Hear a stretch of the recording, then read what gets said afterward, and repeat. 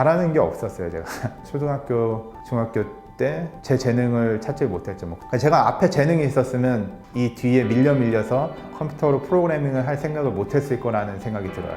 오히려 잘하는 게 없어서 기회를 더 만들어주는 부분이 있는 것 같아요. 모든 게 운이라고 이야기할 수 있을 것 같아요. 그런데 저한테 작용한 운은 이런 식이에요. 100군데 이력서를 보내는데 답이 없으면 조금 고쳐서 다시 또 100군데 보내보면 조금 답이 와요. 아, 그럼 나는 운이 좋네. 남들보다 좀 많은 시도를 해서 결국은 되니까 운은 좋은 것 같아요. 실리콘밸리가 이제 누리는 것들이 많고 내로라는 인재들이 많기 때문에 너무 자신과 동떨어진 곳이 아닌가, 어려운 곳은 아닌가. 오히려 어떤 관점에서는 한국에서의 진입할 수 있는 사회의 장벽보다 더 낮을 수도 있다고 생각을 해요. 몰려오는 이력서 양을 봤을 때 규모가 달라요. 전 세계에서 인재들이 몰리는 곳이거든요.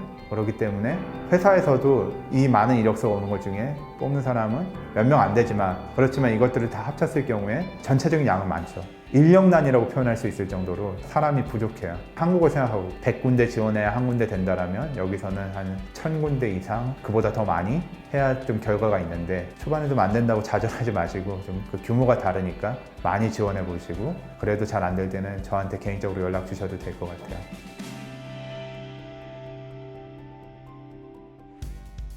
안녕하세요. 저는 이곳 샌프란시스코에 위치한 우버라는 스타트업에서 일하고 있는 강태훈입니다. 저는 한국에서 10년 일했고 미국에서 8년째 소프트웨어 개발자로 일하고 있고요. 특이한 점이 있다면 지금 다니고 있는 직장이 제 인생에서 14번째 직장입니다.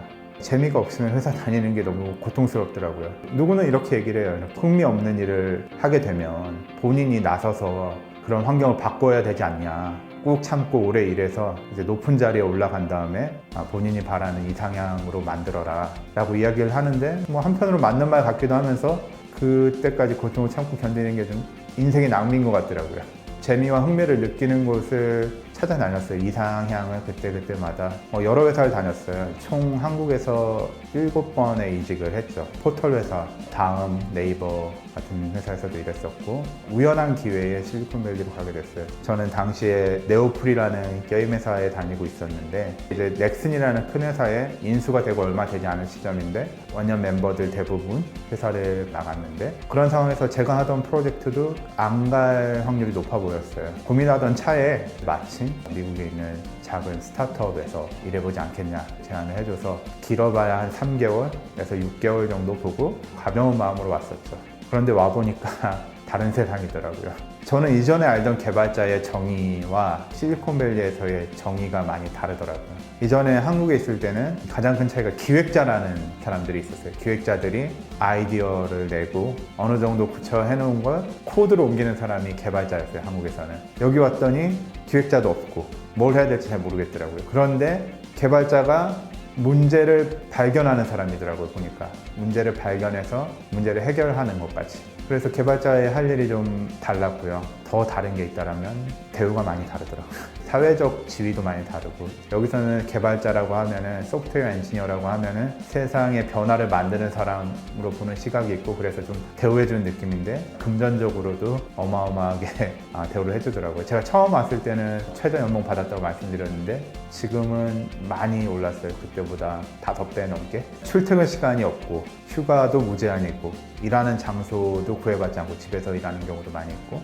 너무 자유롭고 누리는 것이 많아요. 실리콘밸리 하면은 업무 강도가 높지 않냐 이런 이야기 많이 하시는데, 제가 한국에서의 경험과 비교하면 뭐 비교 대상조차 될 수 없을 정도로 너무 여유로워요, 솔직히.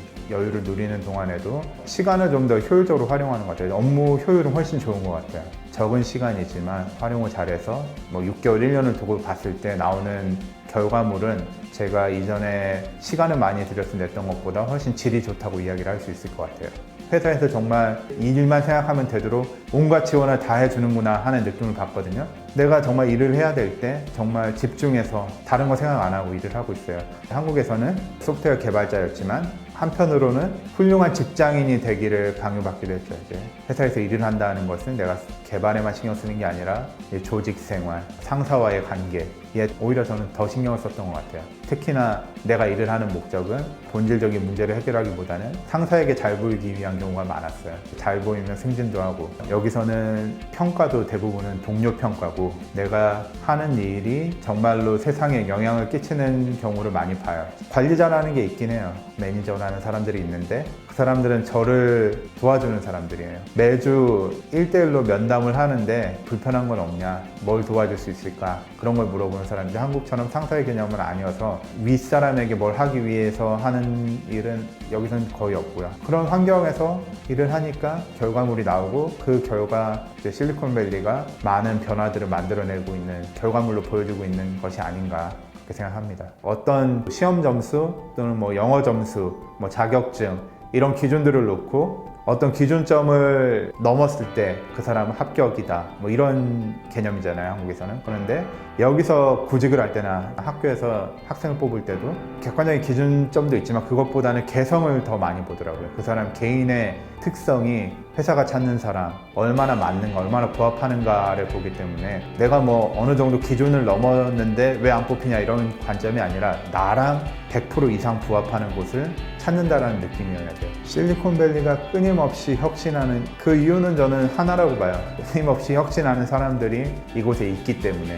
실리콘밸리에서 다양성이 혁신을 일으킨다. 제가 느낀 가장 큰 특징이 다양성이라고 봐요. 스타트업이 하는 일, 기술회사가 하는 일이 기성세상에 있던 문제들을 기술로 해결하는 것들이 대부분의 스타트업인데, 문제를 해결하려면 문제를 봐야 되잖아요. 그런데 한 가지 시각으로는 절대 문제를 볼 수 없더라고요. 문제라고 생각하지 않았던 것들이 정말 명쾌하게 답이 있을 것 같은 일들에 대해서 다양한 시각으로 토론을 하는 걸 보면서, 예를 들면 그냥 모바일 앱에서 로그인 버튼 넣자 그러면은 끝인데, 여기서는 로그인이 뭐냐, 가입은 없냐, 쓸데없는 논쟁들을 굉장히 많이 해요. 명확한 답이 있을 것 같은 것에 대해서. 근데 그런 것들이 처음엔 좀 비효율적이라고 생각했어요. 그런데 그러지 않으면 우리가 바뀌는 건 없을 거예요.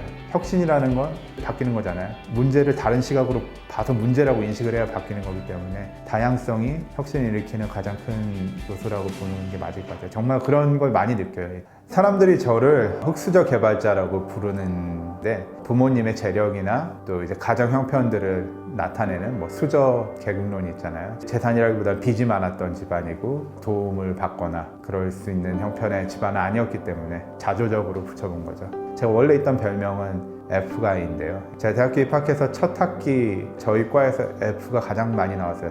사실 졸업할 때까지 해도 제가 F가 제일 많았을 거예요. 실업계 고등학교를 졸업했어요. 원래 실업계 고등학교는 졸업하면 취직을 해야 되는데 취직이 안 되어서 진학을 하게 됐죠.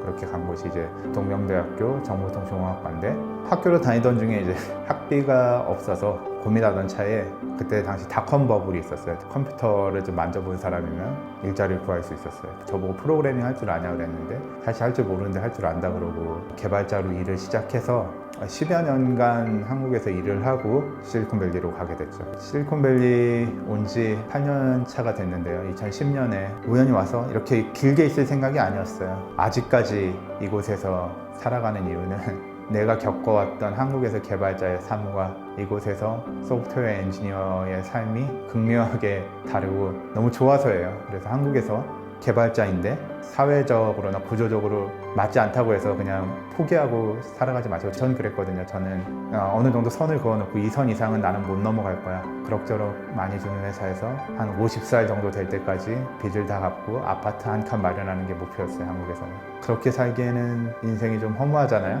뭔가 좀 더 큰 꿈을 꾸고 있고 개발자로서 어떤 벽에 부딪혀 있다면 넓은 세상이 그렇게 막막한 곳만 아니라는 거, 충분히 도전해서, 그러니까 이 좋은 걸 저 혼자 누리고 싶지 않으니까 함께 나눌 수 있었으면 좋겠습니다.